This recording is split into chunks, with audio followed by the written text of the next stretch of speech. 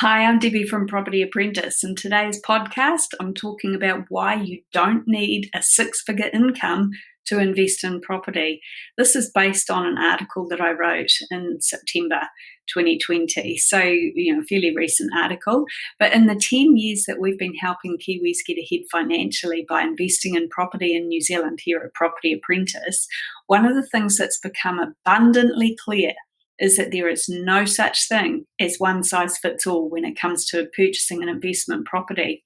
You might be surprised that lots of people launch into property investment without even a basic understanding about things like rental returns, return on deposit, or even having any form of an investment plan in place.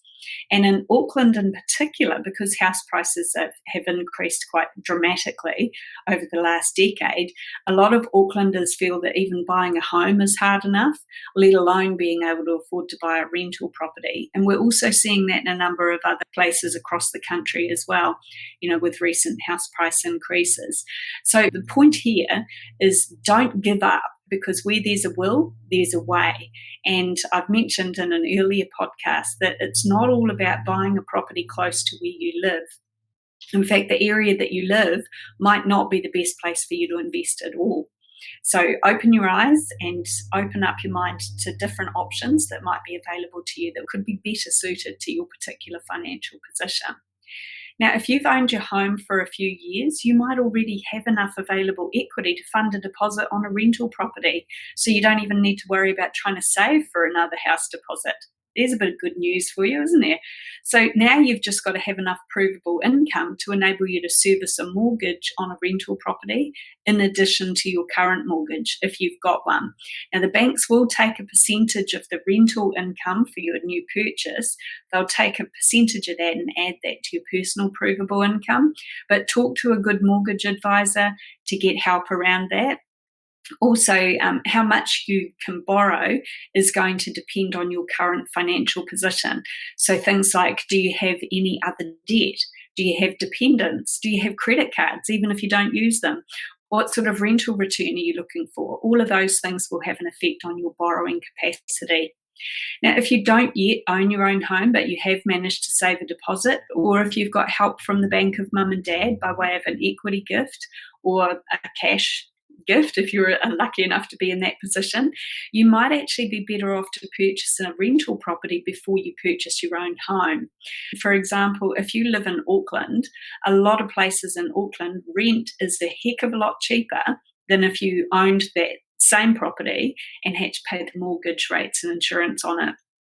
So, just remember that it's not all about the area that you live in. But for us, for example, Paul and myself, we were tenants and landlords at the same time. So for us, because when we started investing, we were low income, it made more sense for us to stay renting the place that we lived in ourselves and buy rental properties elsewhere. It will depend on where your deposit's coming from, though, because if you're using KiwiSaver to fund the deposit, then you're limited to purchasing a property that you can live in for at least 6 months. So once you've decided how you're going to do the deposit, now you need to put a plan in place so that you can reach your long-term goals, whatever they might be. And that plan needs to take into account your starting financial position, what you want to achieve from property investment, what time frame you're working with, what your total borrowing capacity is, and what level of risk you feel comfortable with as well. Now, at Property Apprentice, we've worked with clients who are on minimum wage right through to people with 6 or 7 figure incomes.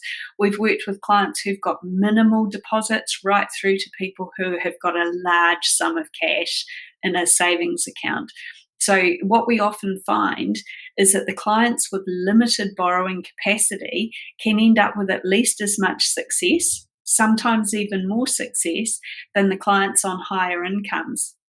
One of the reasons for this could be that people on higher incomes can sometimes be a bit more comfortable with their status quo when we compare that to people on lower incomes who we found are often quite strongly motivated to improve their financial position, a lot more determined in some situations. Another reason could be that people with lower incomes, they tend to have lower borrowing capacity. So they might have fewer choices as to what types of properties and whereabouts they can purchase. Now, that means that they're unlikely to get confused or overwhelmed with all of the different options available in the property market.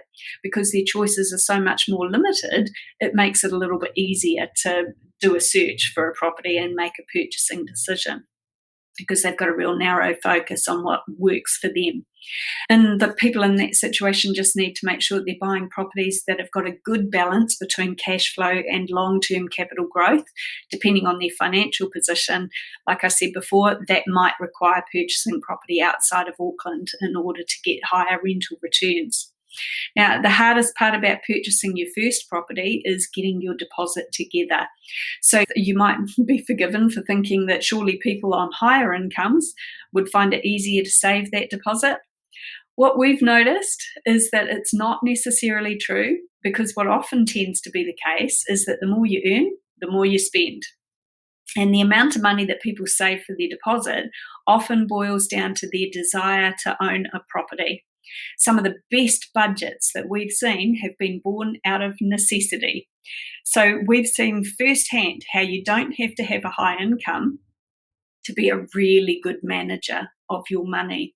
You know, like I said before, we've worked with people on minimum wage right through to 6 and 7 figure incomes, and sometimes the amount of money that people on minimum wage are able to actually put aside each week for their long-term goals is, in some situations, it's been more than people who've been on a really high income, because some people on high incomes spend more than they actually earn. So they're going backwards financially each week. So it's not about what level of income you earn. It's about how you manage what you've got, okay? If you don't have a 6-figure income, don't let that be your excuse for stopping you from achieving what you want to achieve.